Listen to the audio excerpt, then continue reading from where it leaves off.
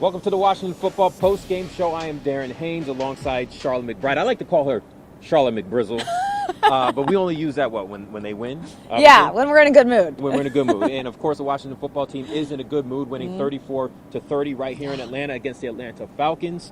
We're going to talk more about basically a milestone they broke today in regards to a losing streak against Atlanta.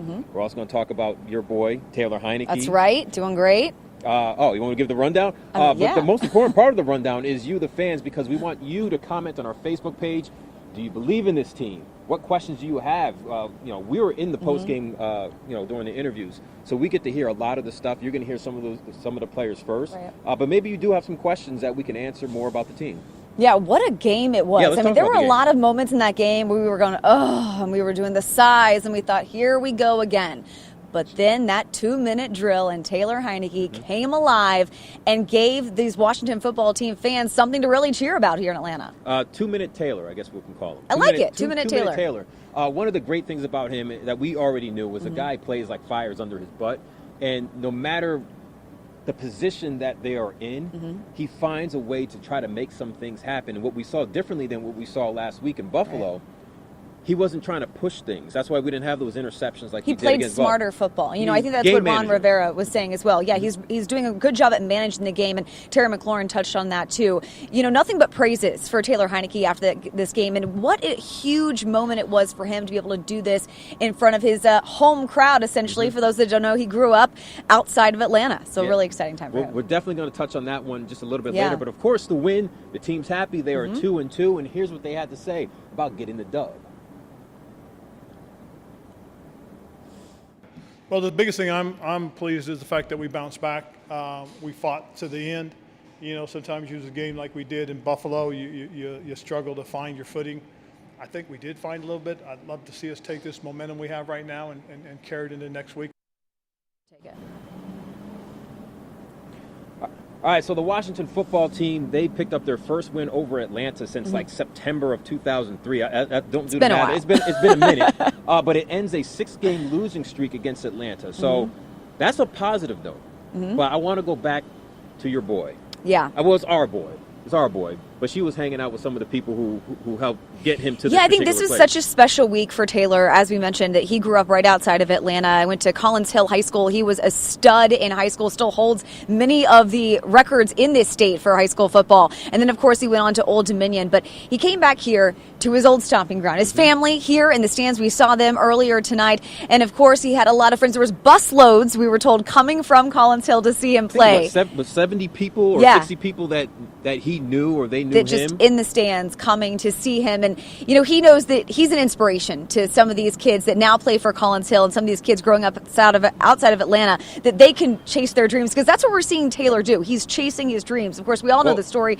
He was, a guy that wasn't even playing. On the couch of one of his family members. Yeah, that's right, sleeping on his sister's couch. I like when you say chasing the dream, but let's take it a step further, because he's actually living his dream. Yeah, he is living his dream. He slept on the couch. He was taking grad school classes in Atlanta. I think he was taking them online at Old Dominion. So he was in Atlanta with the Atlanta area.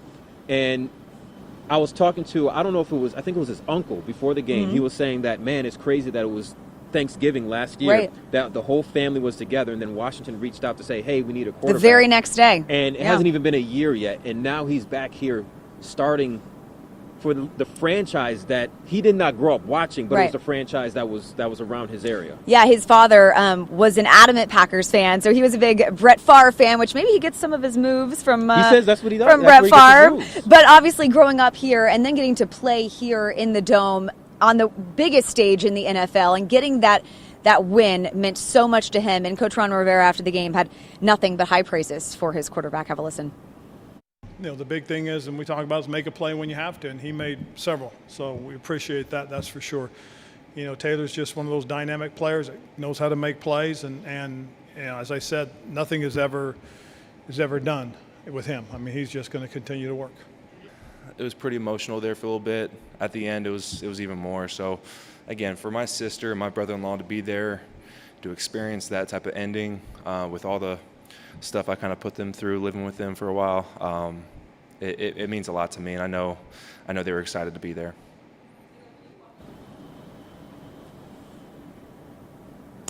So obviously it meant so much to Taylor Heinicke there to get that win in front of his hometown crowd, his family. He was emotional after the game. He admits, he's going to be even more emotional. He was going to see his sister after he spoke with us. So I'm sure they're going to share a few moments there. Living out his dream, as we said, not chasing it anymore. Yeah. He's living it. One thing that really popped out during that presser, we got to listen to Ron a little bit, just hearing Ron Rivera talk about Taylor Heinicke. And I remember last week, because of that Bills performance, someone asked the question, have you thought about maybe replacing Taylor Heinicke or being prepared to maybe let Kyle Allen in? And he was like, no, I never thought about it until the reporter asked the question. That just shows you how much confidence he has in Taylor Heinicke. And it just blows my mind that this is a guy who broke a lot of Georgia State records in high school. Incredible. USA Today's Player of the Year in high school. Who won basically the Heisman Trophy. The Walter Payton Award. In the FCS. So the guy has the talent. Maybe not the height, but he has the talent.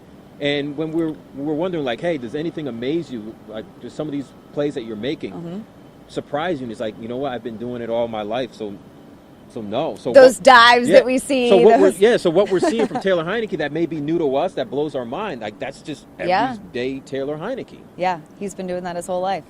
So now we need to work on the defense. Oh, yeah. And Taylor's great. The defense. And before we get to the defense, because that's like the negative side, right.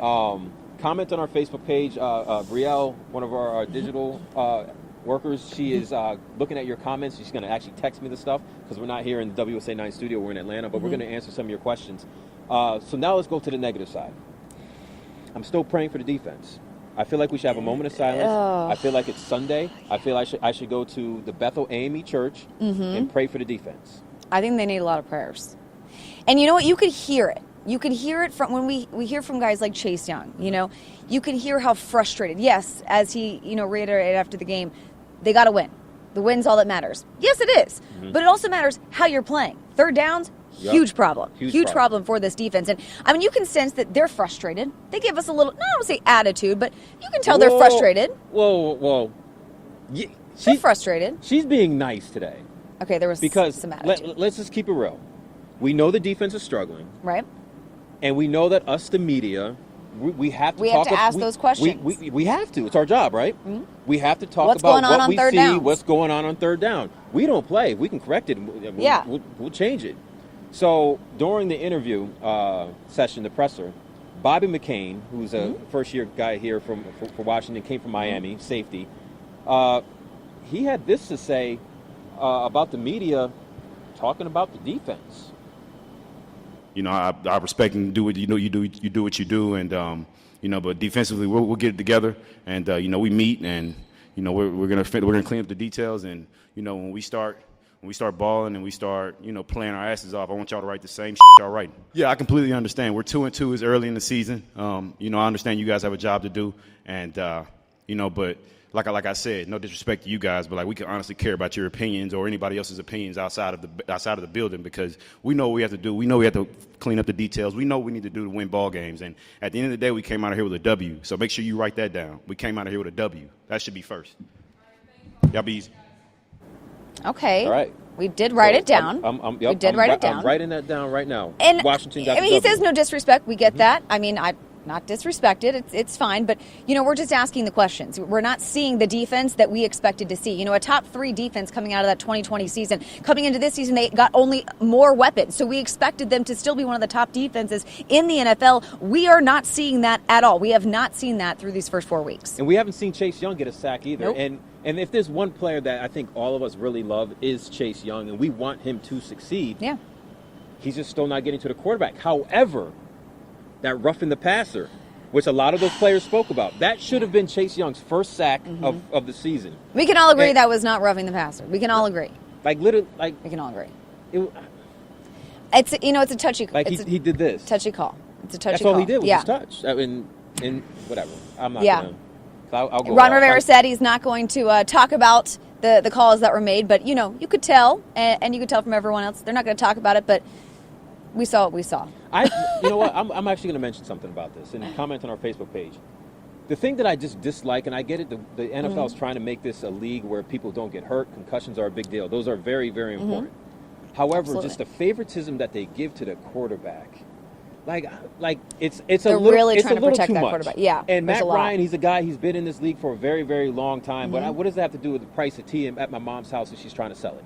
Like, you're gonna get that one, but don't worry. But what's I just made that up. But what's they have to figure out some way where you can allow these guys who are running 50 miles per hour at the quarterback to sack the quarterback to at least have some type of contact. Yeah. To stop that type of momentum, because Chase Young in that particular in that space, he barely touched him. Right. And for him to get that type of penalty, a lot of questions need to be asked in regards to the referees. They need to be held accountable. And that led to an Atlanta touchdown. I mean, that ultimately Atlanta kept the ball. Almost lost in the game. Yeah. So, but anyway. Anyways, well, speaking of the game, they still got the ball. One guy that we saw out here on the field who we really haven't seen all season was Curtis Samuel, the receiver. They picked him up from Carolina. He's a guy who played under Ron Rivera. They're paying him big time money, but he was dealing with that groin injury over the summertime. A long time. I think since like OTAs or something like that. Yeah, we saw him, off to the side in OTAs and training camps, still not really with the other guys. He's really been nursing this injury, if you will, and so much so that he wasn't even on the roster that they give us in the press box. He wasn't on the He was not on the roster for today. So when he first made that catch, we were like, oh, number 10. Wait a minute. Like, there's no 10. You were like arguing with me. There's no. And then it hit me. Wait. Curtis Samuel is finally back in a football game, and he made a difference today. He did make a difference. He had a couple catches. And the thing about this whole journey and the groin injury, there was a couple times, especially the one moment where he was able to practice again, and then the second day of practice he gets hurt. Yeah, and that's right. I mean, you're dealing with a guy trying to live his dream on the NFL, playing in the NFL. And then that's like taken away. And then you have us, the media, well, what's going on? Why is it taking so long? And I think they kind of covered up a lot of what was really going on. They didn't really want to tell us the truth about how bad his injury was. Yeah, it clearly was. If it took so long. But that long journey, and I asked Curtis Samuel, like, what does it mean to be actually back on the field after that long journey? It was a long journey. It was tough. Just waiting for my moment when I could be out there with my teammates and actually playing the game, practicing, but not actually being out there. So I just felt excited, Pre-game, I'm dancing, doing what I do, having fun, and just to soak up the moment of being back on the field and actually be able to play in the football game. It was exciting. I'm happy we came in with a win. I go back home and, smile and celebrate. All right, so we're all smiling, celebrating. Yes. 34-30 win. Can we just stop for a second, and just really think back to what we saw the last 2 minutes of this game? It was impressive work by this offense. Did you think they were going to lose? I didn't. I don't want to say that. I don't want to say that. You know where I'm going with that, right? I was hopeful. Was I hopeful? No. Darren's never hopeful. I was hopeful. But it was 2 minutes left, and it looked like they were about to lose. You know what I said? It was 1:45 left in the game, and what did I say? I said, well, here we go with another 2-minute drill, and we all know what happened when we saw that 2-minute drill against the Giants. And look what happened again. Taylor Heinicke is good under pressure. One of my favorite things that they did over the national broadcast, they slowed down and zoomed into Taylor's face when he was looking for J.D. McKissic. He was looking for anybody. As he said, J.D. was his fifth option. That was his fifth option. But he was cool, calm, collected, not a bead of sweat. Impressive. That's what you need. Did you look at the beads and see if he had beads of sweat? I had a few beads of sweat. I think fans at home had a few beads of sweat, but not Taylor Heinicke. So I guess trying to think of the last time we had a quarterback like Taylor. Now, we've had good quarterbacks. Like RG3 was really good. Kirk Cousins would do his thing. Alex Smith was obviously an amazing manager. But I'm talking about like that killer instinct. That gutsy. That Brett Favre type of mentality that Taylor Heinicke has. And I'm just thinking about it like, I don't know. Someone that ignites this team. He's someone that ignites this team. And I think we keep hearing that every week, whether it's in practice or these post-game pressers, even when they lose. You hear his teammates saying he's a guy that we can get behind. He's a guy that just gets us excited to play, and he's a guy that we know can win this game for us. I think that was what was echoed after this, from Chase Young to Terry McLaurin. Everyone at that podium gave praises to Taylor Heinicke because they know what they've been seeing out of this guy who no one gave him a chance. I want to tell a really quick story about this. So I got to speak with one of his coaches, his name is Coach Earl, and he's been coaching him since he was 15 years old here in Georgia. And Taylor was getting no looks in college, right? He was a great high school quarterback, but maybe his size, it just wasn't happening, wasn't getting any looks. Well, Coach Earl was sitting in LaGuardia Airport, and he sat next to a guy with an ODU hat on. He asked the guy, do you go there? The guy said, well, actually, I work with alumni there. And he said, well, what if I show you a guy that I think could play for you? He's like, oh, I'll see. Pulls out his phone, shows him some videos. The very next day, that guy rallied up that entire coaching staff. They flew down to Atlanta to see Taylor Heinicke. By the end of the week, they made him an offer. And then all the offers started pouring in. But Taylor was loyal, and he said, nope, I'm going with the school that believed me first. And then there you have it. He wins the Walter Payton Award. He becomes their star. So while you were explaining that amazing story, I just had to go on social media, and I could not help but notice the swag, the game day fit. Oh, we love the game day fit. Like, I was all in it. So, like, what's the segment called? Suited or booted. Suited or booted. Mm-hmm. I don't know if we're running the animation or or not, but suited or booted. Mm-hmm. And we're going to start off first by looking at some of the players and what they were before. And I guess it's up to us if we decide. They're starting to up their game, though. I will say, as the weeks go on, we're starting to see some interesting stuff. All right, so Montez Sweat is the first guy. Mm-hmm. Let me see this. Suited or booted? Oh my goodness, fabulous! My man Look looks at like that. a checkerboard. But you know what? Why can he rock that? I don't think you can rock that. I'm not sure. No, but Montez Sweat can rock that. It is a little bit flashy for me. It's flashy, and that suitcase. Hello, luggage. Well, yeah. Well, what's the saying? If you look good, you play good. And he looks good, and I believe Montez Sweat did get a sack. He did have a sack, so okay. Listen, keep wearing the checkerboard or the chessboard. Just all right. All right. So I'm gonna suit it. You're gonna suit it? I'm gonna suit it. I don't want to pick what you pick. I'm going booted. Only reason why he looks good in it. Like, when you look at someone else, you're like, man, that boy has some swag. Right. But I can't see myself wearing that. Oh, okay. Maybe on Easter. I can't see myself wearing it either. Maybe on Easter I can wear that. Anyways, what's next? Our next one is Chase Young. I feel like Chase Young's always in this every single day. But like Chase Young, he works hard on his game day fit. I feel like he put some time into. Can I be honest? Yeah. I truly feel like he wakes up and he has some individual, because he makes a lot of money, that lays his clothes on the bed. He wakes up and he's like, oh, that's what I'm wearing today, and it's already there. It's almost too good. I mean, he's got the designer stuff, the flex. Let's see what he we got here. He has a Montez Sweat bag too. Okay, so they share a suitcase, and wow.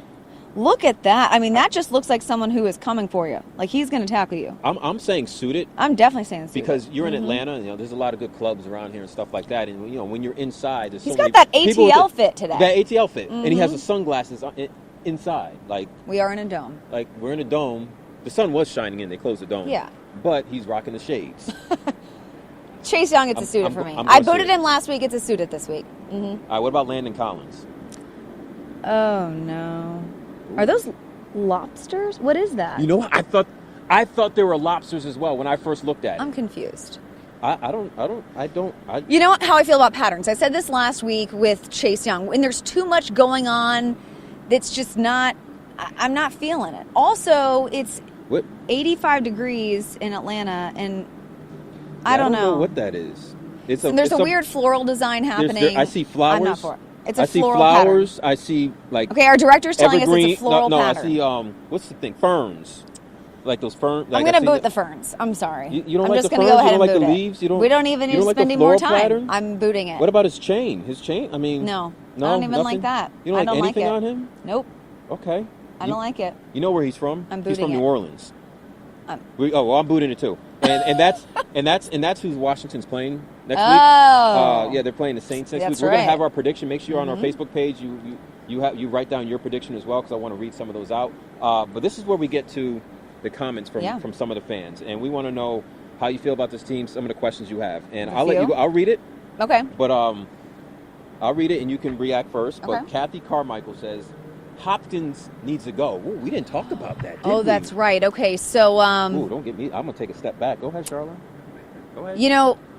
I know that football is not easy. I know kicking an extra point is not easy, but it's an extra point extra. That is easy. It's almost like a free throw.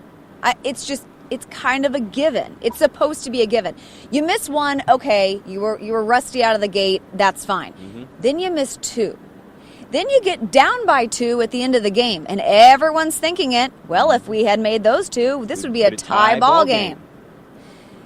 I don't know what it is. I mean, we can go back to the Giants game. Thank goodness Washington won, and he got another kick. But remember the first kick? Do we blame the long snapper, though? Because Cheeseman's in here. Nick Sundberg is now gone. They didn't have any problems with Nick Sundberg. And when Cheeseman came in, I don't know. He came from Michigan, see the long replay. snapper. Laces out. It looks good. But I don't know. They said it's a timing thing. They need to be practicing all night, every morning. But that's all they do. That's all they do.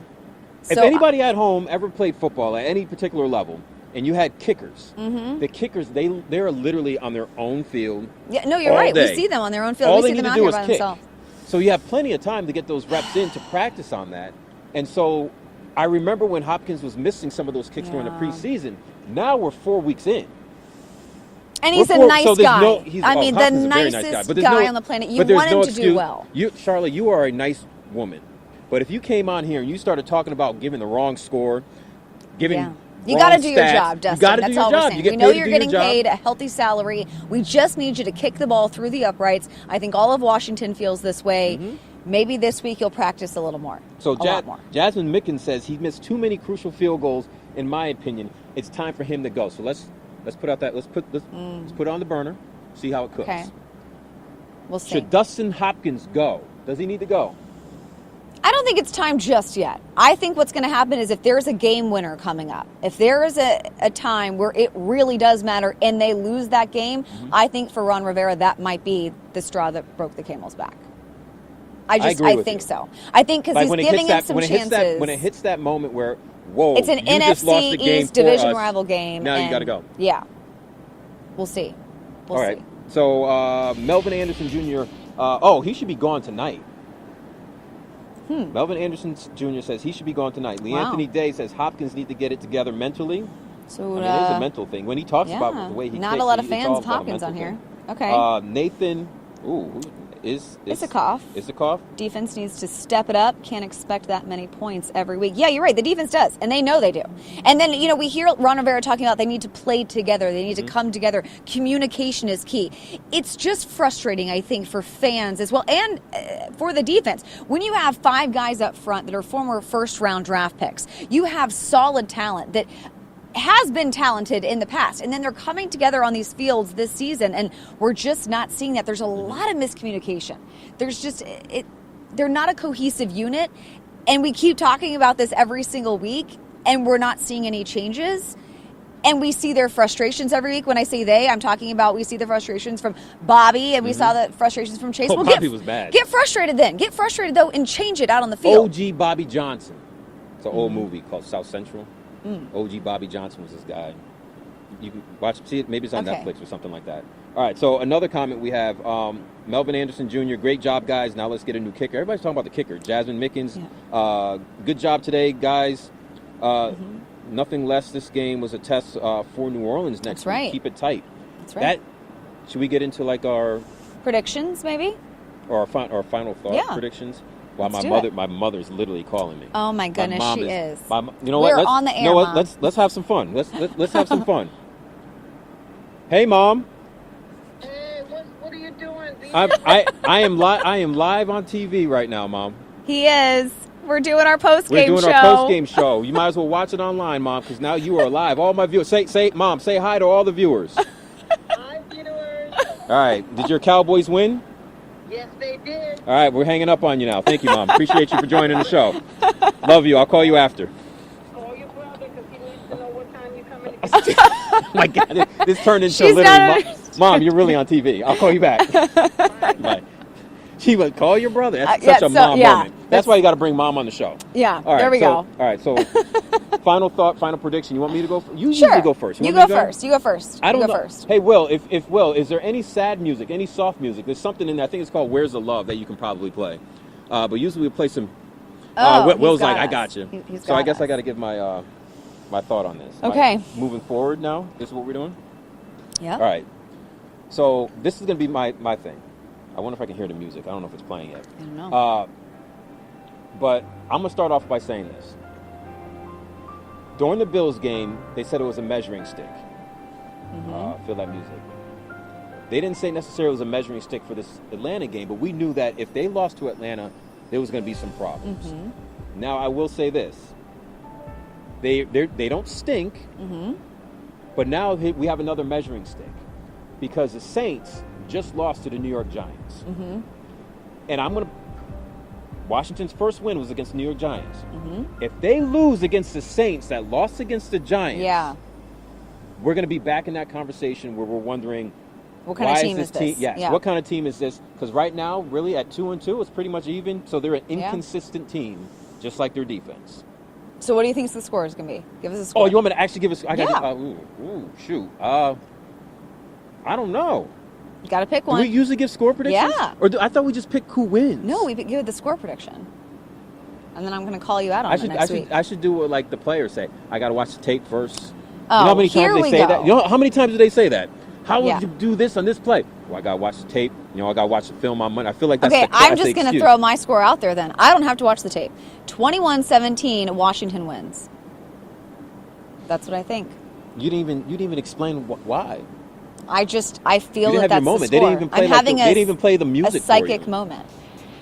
I'm just I will predicting hold the you- score. Okay, so 21-17, Washington wins. I'm going to say 21-17, Washington wins as well.